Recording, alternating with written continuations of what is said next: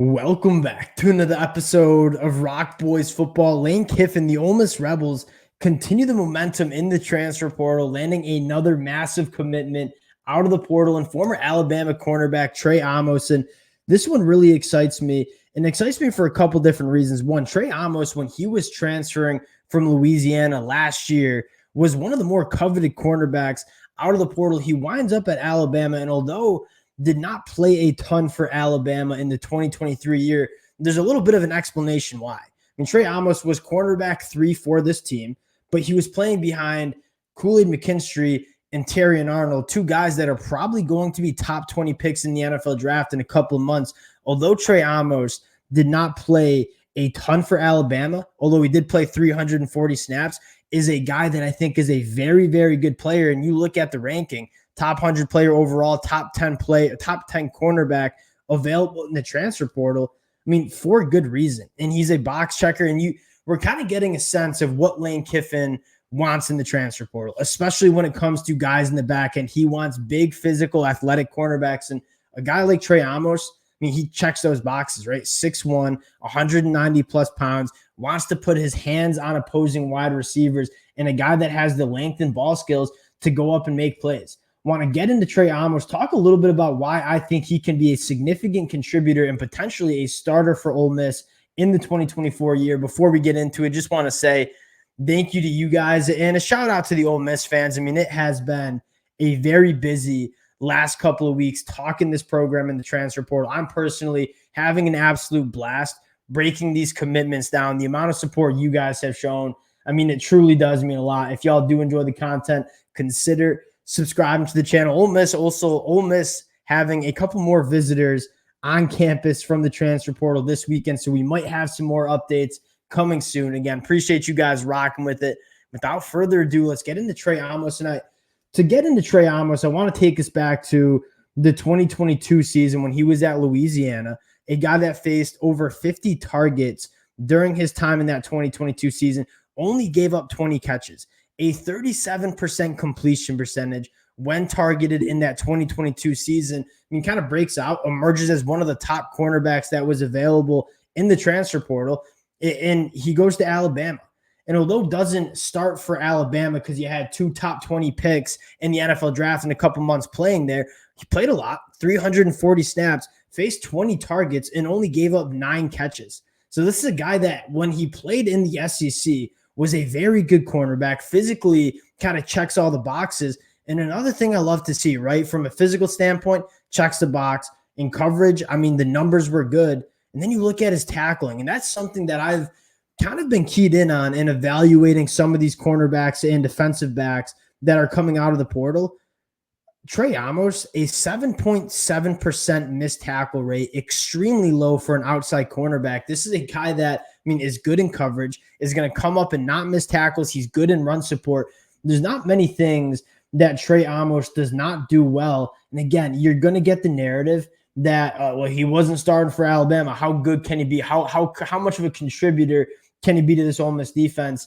I mean, there's not many cornerbacks in the country that would start on Alabama because they had 2 of the best cornerbacks in the country playing for all 12 games. And so I think Trey Amos is a guy that maybe flies under the radar from a national media perspective, a guy that I think brings a ton of juice and a ton of talent to this Ole Miss cornerback room that you're starting to look at and say they're just acquiring a ton of talent in that position room. And that was always kind of the question, or you talk about, we've had this conversation a lot in terms of Ole Miss closing the gap. How do they close that gap to Alabama and Georgia? And you're seeing it happen slowly. Every single year, Lane Kiffin and this Ole Miss program are taking that step. One of the gaps that we wanted to see closed was along the line of scrimmage, grabbing guys like Walter Nolan and Princely U, certainly going a long way in doing that. Another question that we had was Ole Miss establishing that depth and having the depth necessary to make it all 12 games and kind of be competitive in the months of November and December. And you're seeing Ole Miss acquire that depth. Like a guy like Trey Amos joins a cornerback room that, did they need cornerbacks? Probably not, but it's never a bad thing to get another very, very quality football player and Trey Amos coming aboard. Really like this get. And that's not the only cornerback that they added to this roster today in the portal. You have a guy in Brandon Turnage who really kind of an interesting story. And doing some reading on Brandon Turnage, started his career out at Alabama after being a top 100 national prospect coming out of high school, transfers to Tennessee after briefly committing to Georgia out of the transfer portal, hasn't played and started a ton at the SEC level, but a guy that's been in, now this is going to be his third SEC program. He's been around the block a couple times. And although Brandon Turnage probably not coming in a starter for Ole Miss, although I think physically probably has the traits to be a significant contributor, another guy that is adding quality depth to this defensive back room for Ole Miss. So you add Trey Amos, who I think is a proven guy that I think is going to play a lot for Ole Miss. Then you add a guy like Brandon Turnage, who, I mean, whether it's special teams, whether it's a reserve cornerback, whether he's a starting cornerback, another very quality body to add to this Ole Miss roster. And you take a look at what they've done in the transfer portal. This is probably what excites me, is you look at that cornerback room. The last three takes have all been cornerbacks. You have a guy in Trey Amos, who I'm extremely excited about. I think is kind of a bona fide starter for this Ole Miss defense. And then you throw in a guy in Amarian Walker. For the Ole Miss fans that listen to my breakdown of Amarian Walker, a guy that is so physically gifted. And as a Michigan fan, I mean, he ran a three-cone shuttle that would have broken the NFL combine record. He's 6'3", 180 pounds. He has long speed. He obviously has the fluidity in his hips with that three-cone drill. And a guy that has a ton of length, that 6'3", 180 pounds. And a guy that's still figuring out the cornerback position after transitioning from being a wide receiver. You get Trey Amos as a guy that kind of a known commodity.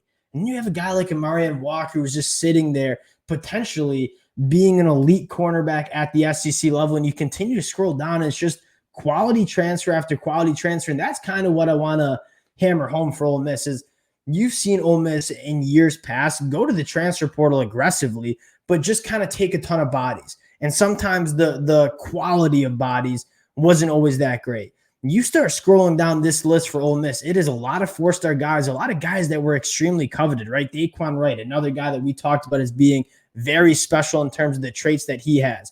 Yan Banks, plethora of SEC schools going after him. You continue to scroll down. Logan Diggs coming from LSU. Diego Pounds, a starter for UNC last year at the tackle position. Obviously, Walter Nolan, Juice Wells, Princely U, Key Lawrence, another starter for Oklahoma. You keep scrolling down, and it's just quality guy after quality guy. So you look at the talent that Ole Miss is injecting to this program. It's a ton of guys that you kind of know what you're getting, and they're really good players. You're not really taking many risks in the transfer portal. These are purely guys that are going to upgrade this Ole Miss roster heading into 2024. And this is already a roster that's returning a ton of talent from the 2023 season where they only lost 2 games, both on the road to Alabama and Georgia. This continues to be one of those teams that I'm looking at and saying, you talk about a team that's emerging in the SEC. I mean, it's really hard to argue that Ole Miss is not one of those teams. Really excited about what they're doing in the transfer portal. Wanted to hop on, update you guys on some of my thoughts on Trey Amos, what Ole Miss is doing in the portal. Appreciate you guys rocking with the fellas. If y'all do enjoy the content, consider subscribing to the channel, and we'll talk to y'all later.